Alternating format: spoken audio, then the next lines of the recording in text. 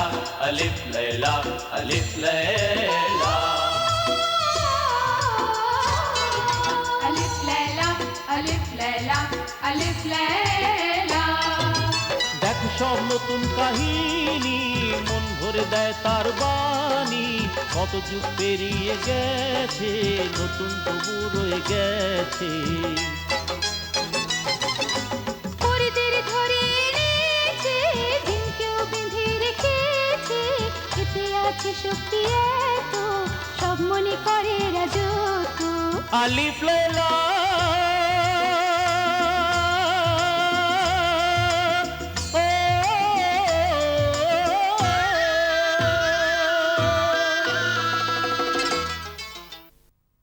দেখুন এই পৃথিবীতে কেউ নেই আমার, কেউ নেই আমার এই পৃথিবীতে। যার পৃথিবীতে কেউ নেই তার খোদা আছেন। কিন্তু কিন্তু খোদা তো কোনো না কোনো মাধ্যমে সৃষ্টি করেন। আপনি আমায় এইভাবে ছেড়ে চলে গেলে আমি আমি একলা কি করে লড়তে পারবো এই জগতের সঙ্গে? খোদা দোহাই আমার সঙ্গে নিয়ে চলুন, আমি চিরকৃতজ্ঞ থাকবো।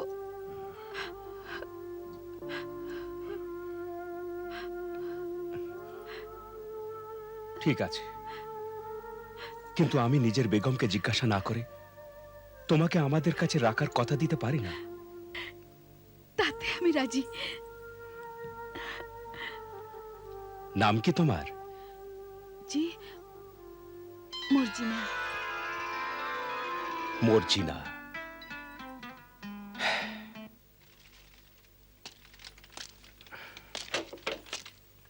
এসো মর্জিনা, এসো।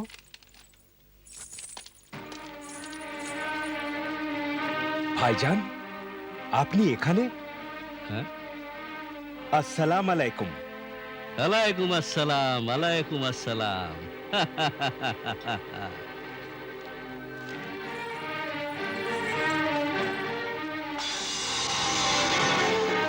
এসো আমার ভাই, এসো। আরে মিয়া, আমি তোমারই অপেক্ষায় ছিলাম কখন আমার ভাই আসে আর আমি। বাহ, এই মেয়েটি কি মিয়া, এত শিগগিরই ডানা গজিয়েছে তোমার? মাশাআল্লাহ, মাশাআল্লাহ, হায় হায় হায় হায়, সুবহানাল্লাহ, সুবহানাল্লাহ। ভাই কি সুন্দর রত্নই না খুঁজে এনেছো, হায় হায় হায় হায় হায়। একেই বলে ডানা কাটা পরী, হায় হায় হায়। আরে মিয়া, কোথা থেকে ভাগিয়ে আনলে? ভাইজান, এ এক দুঃখিনী মেয়ে। দুঃখিনী মেয়ে? দেখো নওবাহার, তোমার আলী বাবা এখন থেকে ফুর্তি করা শুরু করে দিয়েছে। ভাইজান, এ কথা সত্যি যে মর্জিনা এক অভাগা মেয়ে। কিছু লোক জবরদস্তি করে একে বেচতে যাচ্ছিল, কিন্তু আমি একে বাঁচিয়ে নিয়ে এসেছি, নিজের বোন পাঠিয়েছি। এখন নৌবাহার যদি রাজি হয় তবেই এ এখানে আমাদের সঙ্গে থাকবে। বাহ, গল্পটা তো বেশ ভালোই ফেঁদেছো, কিন্তু নওবাহার কি এটাকে মেনে নেবে? ভাইজান, আমি একে ভালোভাবেই জানি, ও কখনোই এমন করতে পারে না।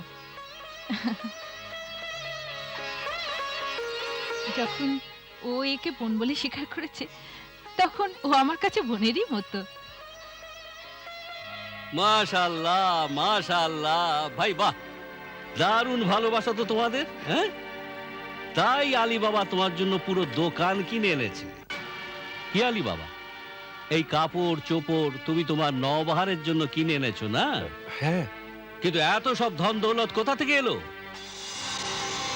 আকাশ থেকে ঝরে পড়েছে? হ্যাঁ হ্যাঁ হ্যাঁ, কিছু শুনতে পাচ্ছ তোমরা? এ আওয়াজ কোথা থেকে আসছে? ছন ছন ছন। কি নওবাহার, মনে হচ্ছে না যে কেউ কোথাও বসে আশরফি গুনছে জানো? ছন ছন ছন ছন। আরে ভাই বাহ, ভাই বাহ, ভাই বাহ, কত ভালো লাগে আওয়াজ কানে শুনতে। ছন ছন ছন। ওহে আলী বাবা, এখন তুমি আমায় বলবে কি অত আশরফি তুমি কোথা থেকে পেলে? কোন আশরফি? এত শিগগির ভুলে গেলে?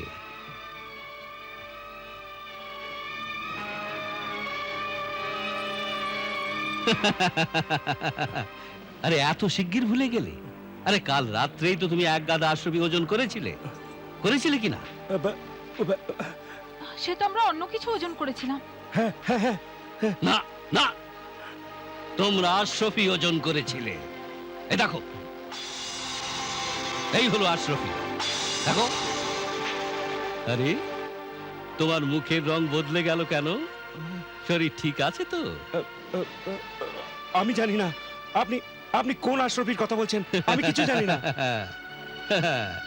দেখো বাচাধন, কাল রাত্রে যখন নওবাহার আমার কাছে দাড়িপাল্লা চাইতে এলো, আমরা দাড়িপাল্লার নিচে একটু মোম লাগিয়ে দিলাম। আরে আশরফি ওই মোমে আটকে চলে এলো। এখন তুমি আমায় বলবে কি যে তোমার কাছে এত আশরফি কোথা থেকে এলো, যেগুলো গোনবার বদলে তোমার ওজন করবার দরকার পড়লো? ভাইজান, আপনি আমার মনে হয় ভুল বুঝছেন। ঠিক আছে, তাহলে আমি এ কথা শহরে কোতোয়ালকে বলে দিচ্ছি। তবে ও কিন্তু নিজের কায়দায় জেরা করবে। হতে পারে পিঠের চামড়া তুলে নেবে, অথবা চুরির দায় তোমার 2 হাত কেটে নেবে। আপনি আমায় ভয় দেখাচ্ছেন?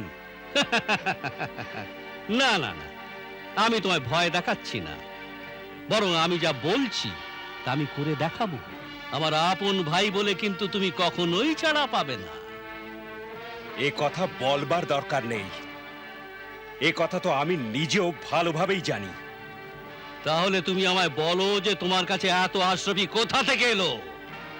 তুমি কোথায় ডাকাতি করেছো, না কাউকে ঠকিয়েছো? আমি তো বললাম যে আমি ডাকাতিও করিনি, কাউকে ঠকাইও নি। তাহলে নিশ্চয়ই তুমি কোনো বিশাল গুপ্তধনের খোঁজ পেয়েছো, তাই না? আমি বললাম তো এ ব্যাপারে আমার কিছুই জানা নেই। আচ্ছা,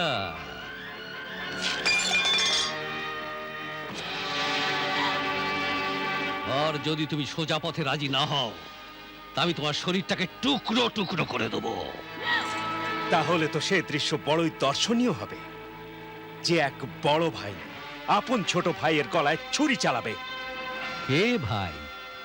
কেমন ভাই? কোথাকার ভাই? আরে আমি এ সম্পর্ক মানি না। আমি এক নিষ্ঠুর মানুষ, আমার নাম কাসেম। কাসেম, সামান্য অর্থের জন্য আমি আমার নিজের বাপকেও জবাই করতে পারি।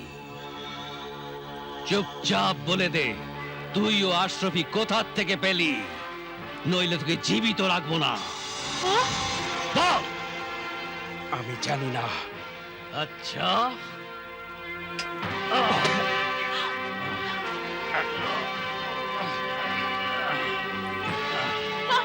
বল বল, বলে দে।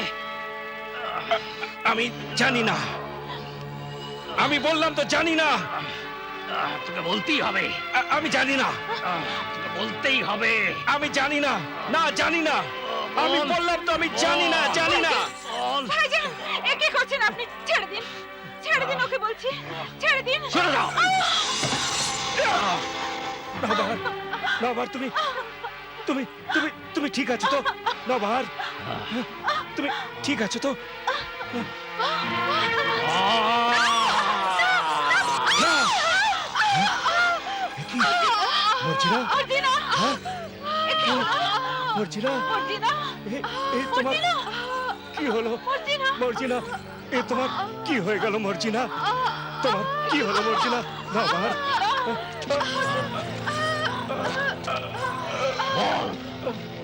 গুপ্তধন কোথায়? নইলে তোর গর্দান উড়িয়ে দেবো। বল। আমি কিছু জানি না, খোদার দিব্যে আমি কিছু জানি না। খোদার দোহাই বলে দাও ওনাকে, ওনার চোখে হিংসা লালসার আগুন জ্বলছে। বিবেক বুদ্ধি সব হারিয়ে ফেলেছেন, কিছু একটা করে বসবেন। ওনাকে বলে দাও আমার কাছে তোমার জীবনই প্রিয়। খোদার দোহাই বলে দাও, দোহাই তোমার বলে দাও, তোমাকে আমার মাথার দিব্যি। ঠিক আছে, আমি তোমায় গুপ্তধনের ঠিকানা বলছি। এই তো ভালো কথা।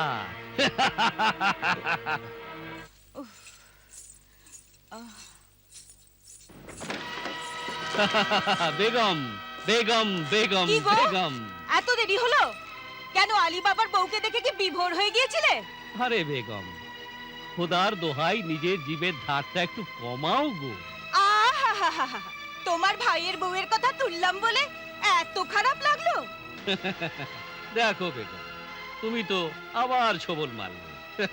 হয়েছে হয়েছে বলো। প্রথম কথা হলো যে ওই ভিকিরিটা তোমায় কিছু বলতে চাইলো না এমনি এড়িয়ে গেল? বেগম, পাহাড় বরং তার জায়গা থেকে নড়তে পারে, কিন্তু কাসিমকে কেউ ঠকাতে পারবে না। আমি গুপ্তধনের কথা জেনে নিয়েছি।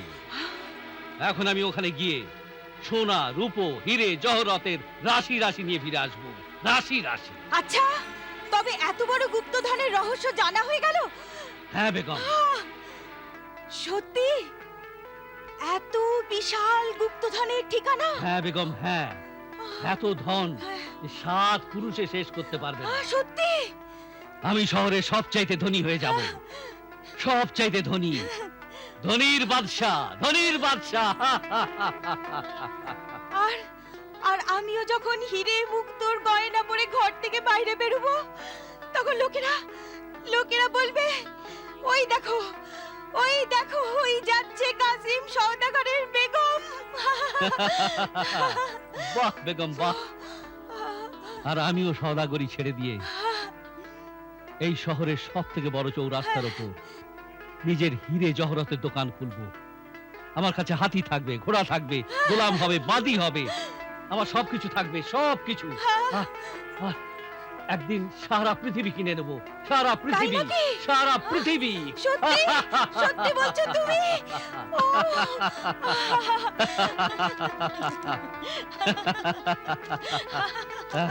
আদাব আব্বাজান। হাসিম হাসিম হাসিম হাসিম, আমার সোনার ছেলে হাসিম, এবার তোমার আব্বাই পুরো বাগদাদের উপর রাজত্ব করবে, পুরো বাগদাদের উপর। আর তুমি শাহজাদা হবে, শাহজাদা। হাসিম, আমার ছেলে শাহজাদা। আদাব আম্মিজান। বেটা, এই আব্বাজানের কি হয়েছে? আরে বেটা, তোমার আব্বা বাদশা হতে যাচ্ছেন, বাদশা হতে যাচ্ছেন। হ্যাঁ? এখন কেমন লাগছে মর্জিনা? জি, এখন একটু ভালো লাগছে আমার। সামলে। আল্লাহর অপার দয়া, হামলাটা ব্যর্থ হয়েছে। অল্পের জন্য প্রাণটা বেঁচে গেছে। খোদা যেন শাস্তি দেন ওকে। ও ভাই নয়, জল্লাদ, জল্লাদ। আমি তো ভাবতে পারি না যে জগতে কোনো ভাই এত স্বার্থপর আর নিষ্ঠুর হতে পারে। হ্যাঁ, তুমি তো আজ দেখছো, আমরা কত বছর থেকে ভুগছি। ভীষণ স্বার্থপর, হিংসুটে আর লোভীও। নবাহার, ওদের কর্মফল ওরাই ভুগবে। খোদা তার নিজের বান্দাদের ভালো মন্দ কাজের হিসেব নিকেশ নিজেই রাখেন। আমাদের কি অধিকার অন্যের ব্যাপারে মত প্রকাশ করার? দেখলে মর্জিনা, কাল পর্যন্ত আমরা খিদেই মরছিলাম, একরাশ ভাতও জুটতো না। কিন্তু এর দাদা বৌদি সাহায্য করা তো দূরের কথা, উল্টে ওর কাঠের অর্ধেক দামও হজম করেছেন। একে জিজ্ঞাসা করো, উনি কখনো কানাকড়িও দিয়েছেন? যদি ওরা আমাদের সাহায্য করতে চাইতো, আমি কখনোই সে সাহায্য স্বীকার করতাম না। আরে, ওরা এর কি সাহায্য করবে? উল্টে ওরাই এর ভাগের সম্পত্তি হাতিয়ে বসে আছে। নৌবাহার, তোমার রাগের যুক্তি আছে নিশ্চয়ই, কিন্তু আমিও আমার জায়গায় অটল, তাই না মর্জিনা? জি, আপনি ঠিকই বলেছেন। মর্জিনা, এখন তুমি আমাদের সব গোপন কথা জেনে গেছো। এখন আমাদের মান সম্মান তোমার হাতে। মালিক, আমি সাধারণ বাঁধি নিশ্চয়ই, কিন্তু অকৃতজ্ঞ নই। আল্লাহ তাআলার বিধানে উপকারের বদলে উপকার করতে হয়, আর কিছু না। যদি শেষ দিন পর্যন্ত আপনার সেবা করি, তবুও আপনার সামনে মাথা উঁচু করতে পারবো না।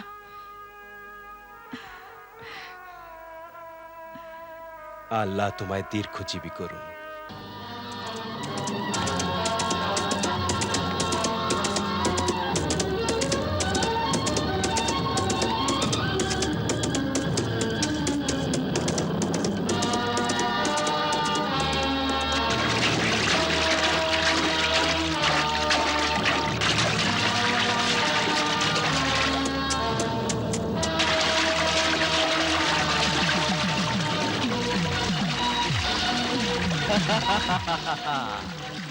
এই তো সেই জায়গা, এই সেই জায়গা যা ওই গাধাটা বলেছিল। হ্যাঁ, ওই গাধাটা যেন কি শব্দ বলেছিল মনে পড়েছে। চিচিং ফাক, চিচিং ফাক।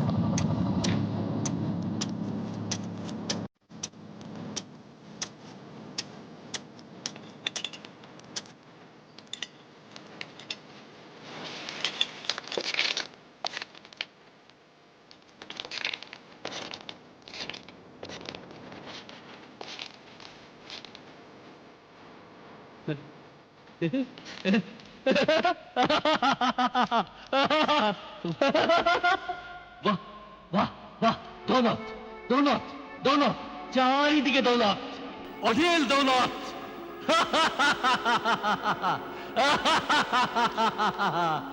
আশরফি, আশরফি, সোনা, হিরে, মুক্ত, জৌরত, দেখ কাসিম, দেখ, ধন, দৌলত, দৌলত, এসব দৌলত তোর কাসিম, তোর তোর। কাশিম, কাশিম, এ তুই কি করছিস? আশরফির চাকচিক্য দেখে নিজের সত্তাকে পর্যন্ত ভুলে গেলি? ভুলে গেলি তোর ধর্মের শিক্ষা দীক্ষা? এ পাপের ঐশ্বর্য, এতে হাত লাগাস না। হ্যাঁ? কে তুমি? তোর বিবেকের আওয়াজ। না না, আমার কোনো বিবেক নেই, কোনো বিবেক নেই। আছে কাশিম, কিন্তু তাতে লোভ আর মোহের ধুলো জমেছে, চাল জুয়াচুরির দাগ পড়েছে। এসব মুছে ফেল কাশিম, মুছে ফেল, তাহলেই ধর্মের আলো দেখতে পাবি, সততার রং নজরে আসবে। সততা, ধর্ম, বিবেক, এসব কুসংস্কার, দুর্বলের অস্ত্র, মানি না এ সমস্ত। এই দেখো, এই দেখো আশরফি, এই আমার ধর্ম, আর এই সব হীরে জহরত, এ আমার বিবেক, আমার বিবেক। আর শোনো, আমার কোনো বিবেক ছিল না, নেই, আর থাকবেও না, বুঝলে? এ কিন্তু তোর ভুল ধারণা। বিবেক কখনো মরে না, বাস্তবেও সব সময় ছায়ার মতো সঙ্গে থাকে, আর তোর ভালো আর খারাপ কাজের সমস্ত হিসেব রাখে। ও এমন আয়না যা সব কিছু দেখে আর তোকে সব কিছু দেখায়, কিন্তু তুই সে আয়না দেখতে ভয় পাস। বেশি বাজে কথা বলো না, আমার মাথা খেও না, আর আমায় এই সুবর্ণ সুযোগের লাভ ওঠাতে দাও। দেখ, এ পাপের ঐশ্বর্য, লুটের মাল, যাতে নিষ্পাপ লোকের রক্তের দাগ লেগে আছে। এ আশরফি নয় কাশিম, লেলিহান আগুন, তুই পুড়ে খাক হয়ে যাবি। ছুঁড়ে ফেলে দে, ফেলে দে কাশিম, তাতেই তোর ভালো হবে। তা নইলে দৌলত তোকে দুর্বল করে দেবে। বাজে কথা বন্ধ করো। ঐশ্বর্যই আসল শক্তি, ঐশ্বর্যই রাজশক্তি, ঐশ্বর্যই আল্লাহ, ঐশ্বর্যই খোদা, আর আমি খোদা হয়ে গেছি, খোদা।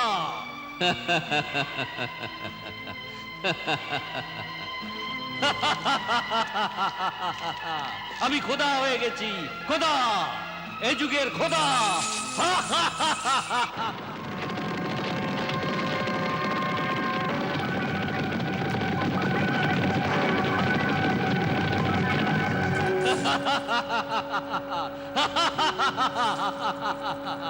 আমার কাছে ঐশ্বর্য আছে, আমি খোদা হয়ে গেছি, আমি খোদা, আমি খোদা।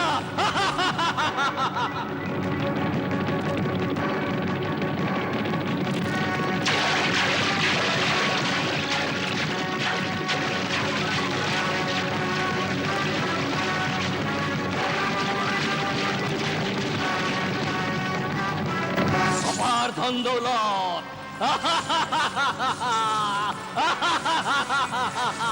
অফুরন্ত।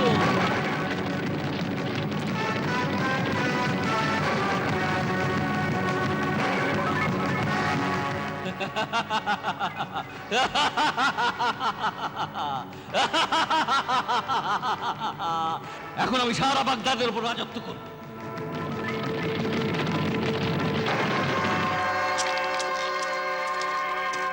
খুলে যা রে দরজা। আলী বাবা কি যেন শব্দ বলেছিল।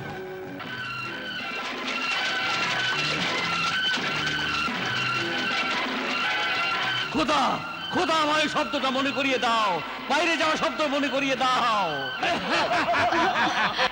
হে আমার বিবেক, আমায় মাফ করে দাও, মাফ করে দাও। আমি চাই না এ পাপের ঐশ্বর্য।